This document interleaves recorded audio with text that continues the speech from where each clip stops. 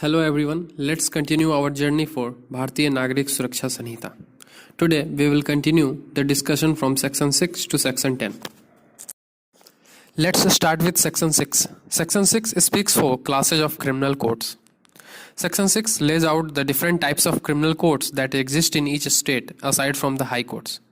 These are necessary for the administration of justice depending on the seriousness of the crimes involved. The first one is courts of session. These courts handle the most serious criminal offences such as those punishable by death or life imprisonment.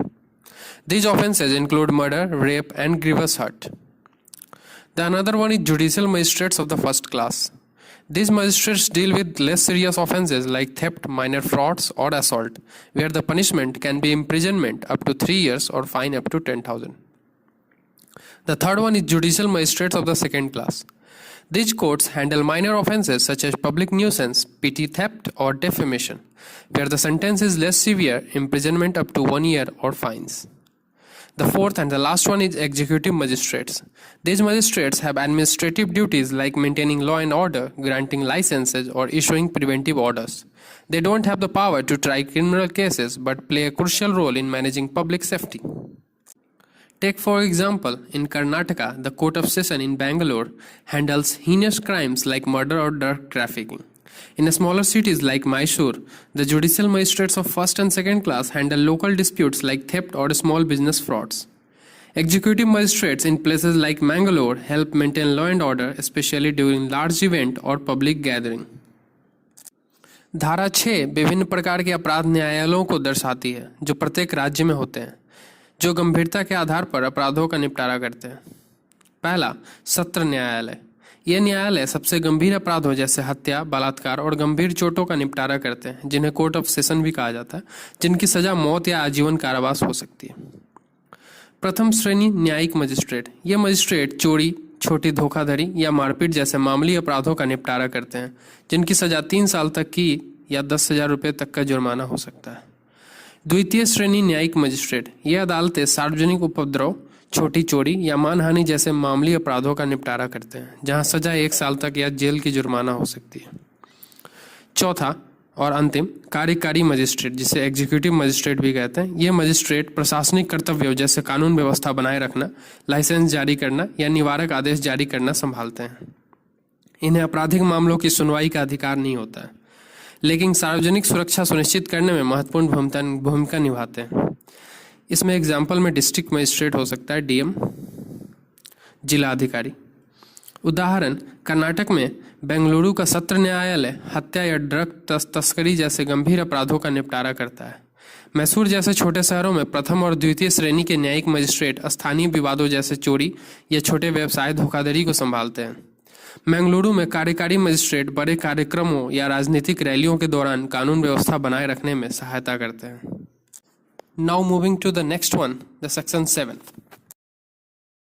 Section 7 talks about territorial divisions.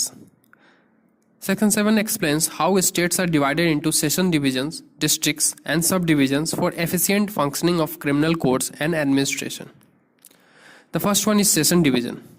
Each state is divided into session divisions. Each session division will typically cover one district, but in larger areas, a session division can include multiple districts. The another one is subdivisions. For administrative ease, districts can be further divided into subdivisions. This allows for local courts to handle specific areas with a district, making justice more accessible. The state government, in consultation with the High Court, can alter the boundaries or number of session divisions and districts to accommodate changes in population or administrative needs. For example, take of Maharashtra. In Maharashtra is a bigger state. So, there will be session divisions like Mumbai and Nagpur, which will be divided. And in Mumbai session division, there may be one district. Just for it includes Mumbai. But that Mumbai session division can include multiple districts. Likewise, in the adjoining districts can also be covered in Mumbai session division. And talking about subdivision, Mumbai session division includes Mumbai city and Mumbai suburban, while Nagpur session division includes Nagpur and Wardha. If needed, these can be altered based on population growth or administrative convenience. धारा 7 राज्यों को सत्र विभागों, जिलों और उप विभागों में विभाजित करने की प्रक्रिया को समझाती है ताकि अपराध न्यायालयों और प्रशासन का सुचारू संचालन हो सके। पहला, सत्र विभाग। प्रत्येक राज्य को सत्र विभागों में विभाजित किया जाता है। प्रत्येक सत्र विभाग आमतौर पर एक जिले को कवर करता है, लेकिन बड़े क्षेत्रों में सत्र विभाग में कई जिले शामिल हो सकते हैं। प्रशासनिक सुगमता के लिए जिलों को उप विभागों में भी विभाजित किया जा सकता है। इससे न्याय अधिक सुलभ हो जाता है और स्थानीय अदालतें विशिष्ट क्षेत्रों के मामलों को संभाल सकती हैं।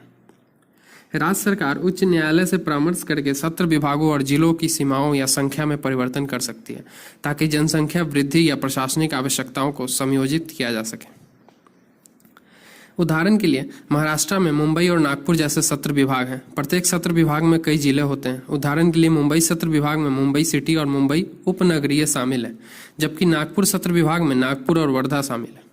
जरूरत पड़ने पर जनसंख्या वृद्धि या प्रशासनिक सुगमता के आधार पर इन सीमाओं में बदलाव किया जा सकता है।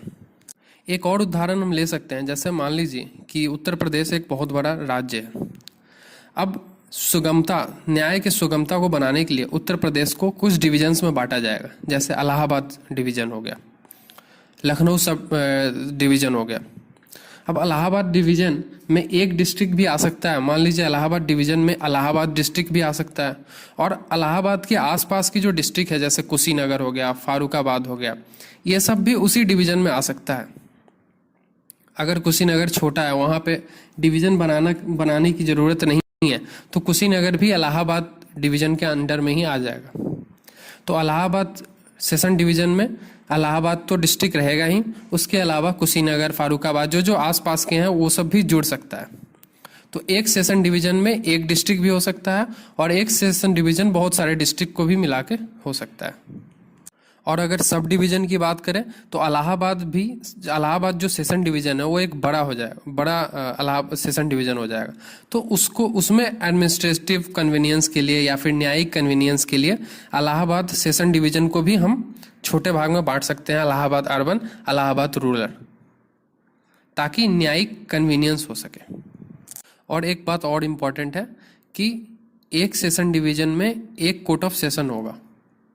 अब वो बात अलग है कि अगर एक सेशन डिवीजन में एक ही डिस्ट्रिक्ट आ रहा है तो उस डिस्ट्रिक्ट का कोर्ट ऑफ सेशन होगा, बट अगर एक सेशन डिवीजन है तो एक सेशन डिवीजन में एक कोर्ट ऑफ सेशन होगा, बट अलग अलग डिस्ट्रिक्ट में कोर्ट ऑफ जुडिशियल मजिस्ट्रेट अलग अलग होगा। देखिए, पूरे क्लैरिटी के लिए मैंने यहाँ पे एक मैप प्रोवाइड किया है। इसमें देखिएगा आप, सबसे पहले ऊपर में उत्तर प्रदेश है। उत्तर प्रदेश एक स्टेट है। उत्तर प्रदेश स्टेट बहुत बड़ा है, तो इसको हमने Allahabad session division, Lucknow session division में विभाजित किया है। मान के चलिए, जूम कर रहे हैं। अब इलाहाबाद सेशन डिवीजन में एक कोर्ट ऑफ सेशन होगा जो कि इलाहाबाद सेशन डिवीजन का होगा। अब इलाहाबाद सेशन डिवीजन में एक डिस्ट्रिक्ट भी आ सकते हैं और एक से ज़्यादा डिस्ट्रिक्ट भी आ सकते हैं, बट अभी हम यहाँ पे एग्जाम्पल में मान के चल रहे हैं कि मान लीजिए इलाहाबाद सेशन डिवीजन में 3 डिस्ट्रिक्ट हैं, Allahabad district, Farrukhabad district and Kushinagar district. तो ये तीनों का एक ही सेशन कोर्ट होगा, वो इलाहाबाद सेशन डिवीजन का कोर्ट ऑफ सेशन कहलाएगा। लेकिन ये सारे डिस्ट्रिक्ट जो हैं, Allahabad district, Farrukhabad district, Kushinagar district, इनका अलग अलग कोर्ट ऑफ जुडिशियल मजिस्ट्रेट होगा, जिसमें judicial magistrate first class, judicial magistrate second class बैठते हैं। तो ये सबका अलग अलग कोर्ट ऑफ जुडिशियल मजिस्ट्रेट होगा। जुडिशियल मजिस्ट्रेट फर्स्ट क्लास में से ही जो है चूज करके एक चीफ जुडिशियल मजिस्ट्रेट बनाया जाता है, जो कि हाई कोर्ट चूज करती है, और अन्य सभी जुडिशियल मजिस्ट्रेट जो कि हाई कोर्ट डिसाइड करेगी। ठीक है, तो इन तीनों डिस्ट्रिक्ट का अलग अलग कोर्ट ऑफ जुडिशियल मजिस्ट्रेट होगा। अब मान लीजिए कि इलाहाबाद डिस्ट्रिक्ट बहुत बड़ा है और उसको फिर चलाने के लिए तो स्टेट गवर्नमेंट जो है वो बाइफरगेट कर सकती है, मतलब सब डिवीजन क्रिएट कर सकती है, इलाहाबाद अर्बन, इलाहाबाद रूरल करके। ठीक है, ये बात याद रखिएगा कि कोर्ट ऑफ सेशन बस एक डिवीजन का होता है, सेशन डिवीजन का। ठीक है, court of session her district का नहीं होता है। हाँ, किसी किसी सेशन डिवीजन में अगर एक ही डिस्ट्रिक्ट आ रही है तो उसका कोर्ट ऑफ सेशन कहा जा सकता है, बट कोर्ट ऑफ सेशन एक सेशन डिवीजन का होता है। जैसे यहाँ पे आप देखिए इलाहाबाद सेशन डिवीजन है, तो इसका कोर्ट ऑफ सेशन है। अब इसमें अगर एक ही डिस्ट्रिक्ट होती है, अगर इलाहाबाद डिस्ट्रिक्ट ही होती तो हम इलाहाबाद डिस्ट्रिक्ट का कह सकते थे कि वो कोर्ट ऑफ सेशन है। बट यहाँ पे 3 डिस्ट्रिक्ट है, तो ये तीनों का एक ही कोर्ट ऑफ सेशन है, ठीक है। लेकिन सब डिस्ट्रिक्ट का अलग अलग कोर्ट ऑफ जुडिशियल मजिस्ट्रेट होगा, ये बात याद रखिएगा। Now we will move on to court of session, section 8। This section focuses on how a court of session is established and functions within each sessions division. For every sessions division, the state government establishes a court of session. The High Court appoints the session judge who presides over this court. The session judge is responsible for hearing and deciding serious criminal cases. The High Court can appoint additional sessions judge to assist in handling cases when the workload is heavy. A session judge of one session division may also be appointed to serve as an additional session judge in another division to ensure speedy disposal of cases. If the office of the session judge is vacant, an additional session judge or chief judicial magistrate can temporarily handle urgent matters. Typically, the Court of Session holds its sitting at a specified place within the session division. However, for the convenience of parties and witnesses, the court may sit in another location within the division, but with the approval of accused and victim. For example, in Kerala, the Thiruvananthapuram Court of Session handles high-profile criminal cases such as murder or narcotics offences. If the workload increases, the High Court may appoint additional session judge to help speed up the process. If needed, the session judge from Kollam may temporarily serve as an additional session judge in Thiruvananthapuram. धारा 8 सत्र न्यायालय की स्थापना और उसके कार्यों पर केंद्रित है। प्रत्येक सत्र विभाग के लिए राज्य सरकार सत्र न्यायालय की स्थापना करती है। उच्च न्यायालय सत्र न्यायाधीश की नियुक्ति करता है, जो इस अदालत की अध्यक्षता करते हैं। सत्र न्यायाधीश गंभीर आपराधिक मामलों की सुनवाई और निर्णय के लिए जिम्मेदार होते हैं। उच्च न्यायालय अतिरिक्त सत्र न्यायाधीश नियुक्त कर सकता है जब मामलों की संख्या अधिक हो जाती है। एक सत्र न्यायाधीश को आवश्यकता पड़ने पर दूसरे सत्र विभाग में अतिरिक्त सत्र न्यायाधीश के रूप में नियुक्त किया जा सकता है, ताकि मामलों का शीघ्र निपटारा हो जा सके। अगर सत्र न्यायाधीश का पद रिक्त हो तो अतिरिक्त सत्र न्यायाधीश या मुख्य न्यायिक मजिस्ट्रेट अस्थायी रूप से आपातकालीन मामलों को संभाल सकते हैं। समानतः सत्र न्यायालय सत्र विभाग के एक निर्दिष्ट स्थान पर बैठता है, हालांकि गवाहों और पक्षकारों की सुविधा के लिए अदालत अन्य स्थानों पर भी बैठ सकती है। उदाहरण के लिए केरल में तिरुवनंतपुरम सत्र न्यायालय हत्या या मादक पदार्थों से संबंधित अपराधों जैसे प्रमुख आपराधिक मामलों की सुनवाई करता है।